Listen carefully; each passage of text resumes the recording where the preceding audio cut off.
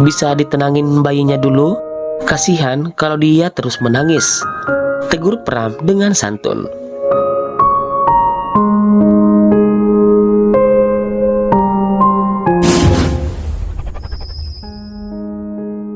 Ada rasa sedikit lega, ternyata Pram masih selamat dari kecelakaan tadi. Tampaknya dari kejauhan, lelaki itu menatap dalam wajah Diva yang terus memberontak dari gendongan neneknya. Mata Pram tertuju padaku. Sepertinya lelaki itu sadar jika Diva menangis karena melihat sosok ibunya ada di sini. Boleh saya gendong sebentar, Bu? Tanya Pram meminta izin. Tentu, ibu mertuaku dengan senang hati menyerahkan Diva pada lelaki yang dikenalnya. Pram berhasil membuat hanyut dalam suasana haru. Aku yakin lelaki ini bisa membantuku untuk menuntaskan segala masalah yang menimpaku saat ini. Kemarilah, berikan bayi itu padaku, tuturku sambil mendekat ke arah Pram dan Diva yang meringis menjauh dari kerumunan warga. Stop! Jangan sentuh bayi ini. Mataku terbelalak penuh mendengar kata-kata Pram yang melarangku untuk menyentuh Diva walau sebentar saja. Kenapa? Atas hak apa kau melarangku menyentuh putriku sendiri? Kegusaran ini membuat otakku terasa ingin meledak. Pram terus menyembunyikan Diva dariku. Ia bahkan menghalangi mata putri kecilku agar tak menatap ke arahku. Rahang lelaki itu terkatup. Tampaknya dengan jelas sambil dia tahan agar tak mengeluarkan kata-kata sebagai jawaban. Baiklah, aku menuruti apa yang ia inginkan. Berhenti dengan jarak yang lumayan jauh. Harapanku untuk bisa membelai lembut pipi Diva yang ternyata berujung sia-sia. Sudah saatnya aku menerima kenyataan bahwa diri ini tak bisa menyentuh Diva seperti dahulu kala. Isak tangis berlahan reda. Putriku terlihat tenang dalam dekapan Pram. Padahal selama Diva dalam asuhanku, ia tak mau digendong atau bahkan disentuh oleh orang yang baru dikenalnya. Suara sirene ambulans membuat kerumunan warga buyar. Para korban yang mengalami luka harus segera mendapat penanganan. Terlihat Pram bergegas menyerahkan Diva pada neneknya kembali, sebelum akhirnya lelaki itu pergi bersama-sama dengan teman-temannya yang lain. Ia sempat melihat ke arahku, memberi isyarat satu lambaian tangan agar aku mengikuti kemana dia pergi. Aku pun langsung mengiyakan, walaupun rasanya belum tega pergi meninggalkan Diva dalam asuhan ibu mertuaku yang selalu kasar itu. Di salah satu lorong rumah sakit, otakku dipenuhi kegelisahan. Sudah beberapa hari pihak rumah sakit belum juga mengumumkan hasil yang didapatkan. Dan hari ini, waktu yang kunantikan telah tiba. Hasil visum sudah diputuskan. Mungkin akulah makhluk yang paling antusias ingin mendengarnya. Jadi saya umumkan ya. Jadi saat ini kami umumkan untuk korban meninggal atas nama Merissa Dinandasari, berjenis kelamin wanita, usianya 20 tahun, dan dinyatakan meninggal sebagai korban pembunuhan. Terdapat luka sayatan di bagian leher, juga beberapa luka memar di bagian tubuh lainnya. Genderang kematian baru saja ditabuh. Ternyata jasad itu memanglah diriku. Aku baru saja mendapat gelar baru yang tak bisa kutolak. Almarhumah Merissa Dinandasari, lengkap dengan tanggal lahir dan tanggal wafat yang ditulis dengan tinta hitam. Batu nisan dari bahan pualam berwarna putih semu kekuningan diletakkan tepat di atas tanah bergunduk. Warna-warni bunga bertabur masih segar, membuat perasaanku hancur tak karuan. Keluarga besar Mas Brahma baru saja pergi dari tempat pemakaman umum Desa Mangir. Kulihat wajah mereka seperti biasa. Tak ada rasa kehilangan ataupun sedih atas kematianku. Tentu saja mereka bahkan tak pernah menganggapku seperti bagian dari keluarganya. Kini hanya ada aku di samping pusaranku sendiri. Tertunduk lemah sembari mengamati, kupeluk kedua kakiku dengan rapat. Mataku tetap menjaga nama yang tersemat di bawah sana. Siapa yang tega membunuh Mary?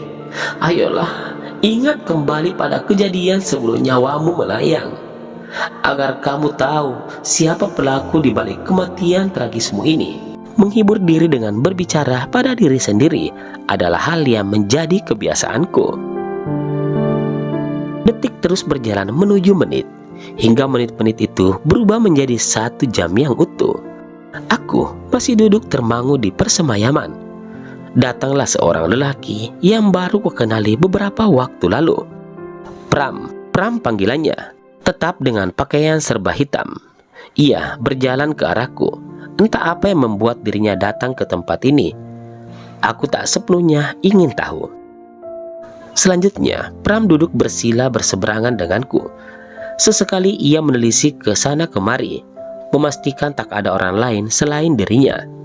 Pandangannya yang semula tertunduk dalam, kini mulai berani menatapku dengan tenang. Bagaimana rasanya melihat jasadmu disembayangkan? Pertanyaan yang seharusnya tak dilontarkan di saat sendu seperti ini. Sudut mulutku terangkat sinis. Kurasa tak perlu menjawab pertanyaan yang sudah jelas apa jawabannya. Menyakitkan, menyeramkan, atau bahkan tak bisa diutarakan dengan ungkapan. Sambungnya setelah membisu cukup lama. Wajahku menggeriut begitu bingung. Kenapa dia bisa berkata demikian? Bukankah dia belum pernah merasakannya? Apa tujuanmu datang kemari? Hanya ingin memberiku selamat atas kematianku? Kolekku dengan raut wajah yang bengis. Terdengar suara dengus kasar dari hidung Pram yang mancung. Jemarinya memainkan bunga mawar merah di atas tanah. Ia berhasil membuatku merasa bosan karena harus menunggu jawaban darinya. Niat hati ingin segera pergi, namun lelaki itu dengan sigap menghentikan pergerakanku. Aku pernah beberapa kali berada di posisimu, namun takdir masih membawaku untuk meneruskan kehidupan di bumi. Tidak ada yang lebih mengerikan daripada kematian. Rupanya pria ini pernah mati suri. Beruntung sekali ya, ia masih bisa diberi kesempatan untuk memperbaiki diri. Andai saja aku bernasib sama, pasti tak akan kusia-siakan kesempatan yang tidak akan datang kedua kalinya. Apa karena hal itu kau bisa melihatku? Tanyaku dengan polos. Sebenarnya aku tak ingin tahu tentang kehidupannya, karena tak akan berpengaruh juga pada diri tanpa raga ini. Mungkin.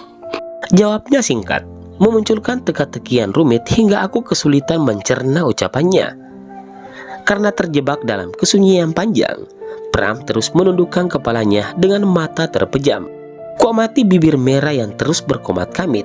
Tubuhnya berayun-ayun lamban ke kanan dan ke kiri. Seketika, ubun-ubun kepalaku terasa ada yang meniup dengan lembut, membuatku jauh merasa lebih tenang dan nyaman. Apakah lelaki ini sedang mengirimkan doa untukku? Kalau memang iya, terima kasih banyak Pram. Suara hatiku berbisik sendiri. Tanpa kusadari, sembirku berbentuk lengkungan senyum yang kutunjukkan kepadanya. Menit selanjutnya, Pram masih menutup mata.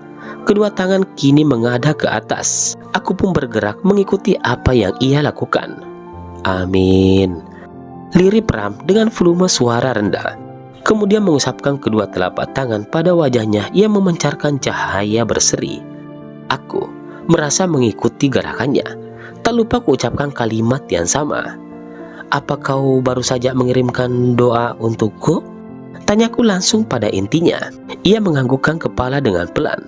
Seulas senyum muncul dari ujung mulutnya sebelum berkata, Penyelidikan masih berlanjut karena pelaku pembunuhan belum ditemukan sampai detik ini juga. Bebernya berusaha menyampaikan sedikit informasi. Baiklah mas, semoga usaha kalian cepat menemukan titik terang ya. Aku minta satu permintaan kepadamu. Tolong datangi putriku sesering mungkin. Kalau kau mau, rawat dia dengan ulur tanganmu yang kuyakini mampu mengasuhnya dengan baik. Lirikku terdengar memohon. Pram hanya mengiyakan, lalu pergi setelah berpamitan. Sementara aku tetap bertahan di atas tanah yang menjadi tempat persemayaman terakhir atas jasadku yang tak lagi sempurna. Gemuruh suara dari dalam tanah bisa kudengar dengan jelas. Teriakan histeris minta tolong, juga raungan tangis yang tak ada ujungnya, Kini, yang sudah kembali ke tanah hanya bisa meratapi penyesalan yang tak akan selesai. Kini aku percaya dengan kata-kata Mariati saat itu. Nyatanya, aku semakin kecewa setelah mengetahui kebenarannya.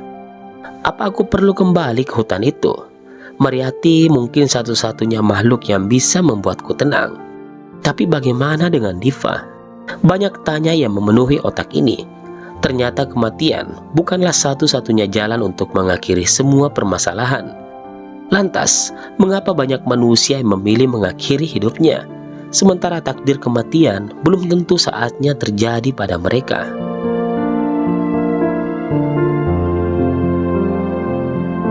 Selamat datang, Mary.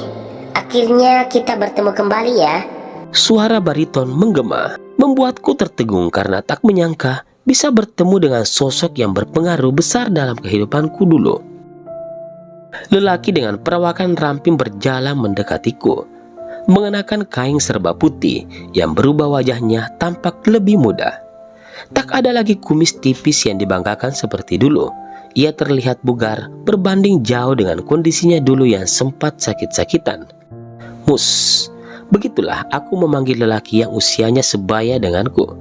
Kami bersahabat sejak kecil, tanpa menduga aku malah menjadi bagian dari keluarga besarnya. Lelaki itu masih saudara sepupu suamiku, Mas Brahma. Kedua orang tua Maslah yang menjodohkanku dengan Mas Brahma waktu itu. Dia kerap membantuku semenjak Mas Brahma harus mendekam di balik jeruji besi. Mulai dari kebutuhan ekonomi, mengasuh Diva, dan masih banyak kebaikan yang tak bisa kusebutkan semuanya. Namun naas, nasibnya jauh lebih tragis dariku. Sekitar 2 bulan lalu, Mus tiba-tiba menghilang dari rumah. Semua keluarga besar juga dibantu para warga tak menyerah untuk berusaha mencarinya. Sekitar 3 hari menghilang, ia baru ditemukan dalam keadaan memprihatinkan. Tubuhnya dimutilasi menjadi 3 bagian, lalu dimasukkan ke dalam koper berukuran sedang. Mirisnya, koper warna abu tua itu dibuang di pertengahan kebun milik warga.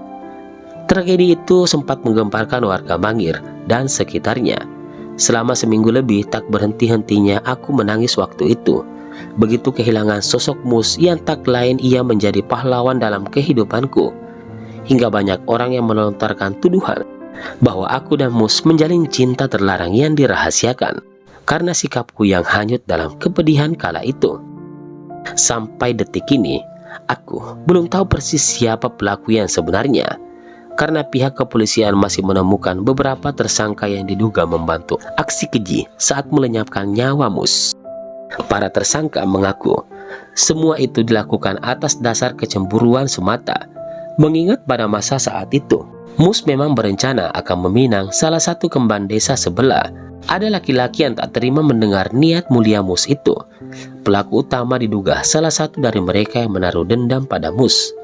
Namun anehnya, kasus itu belum juga terkuak atau memang sengaja dilupakan. Akhirnya, aku menyusulmu ke sini, Mas, ucapku dengan bibir ke bawah gemetar. Tak sanggup rasanya menatap wajah Mus lebih lama. Bayanganku terlempar pada kejadian kelam yang menimpa satu-satunya sahabat yang setia mendukungku dalam keadaan apapun kala itu. Mengapa kita harus bernasib sama? Lebih parahnya lagi, nyawa kita lenyap di tangan manusia yang sama, ungkap Mus dengan tatapan mengerjap. Hah? Apa maksudmu? Coba ulangi kalimatmu tadi, seruku dengan penuh penekanan.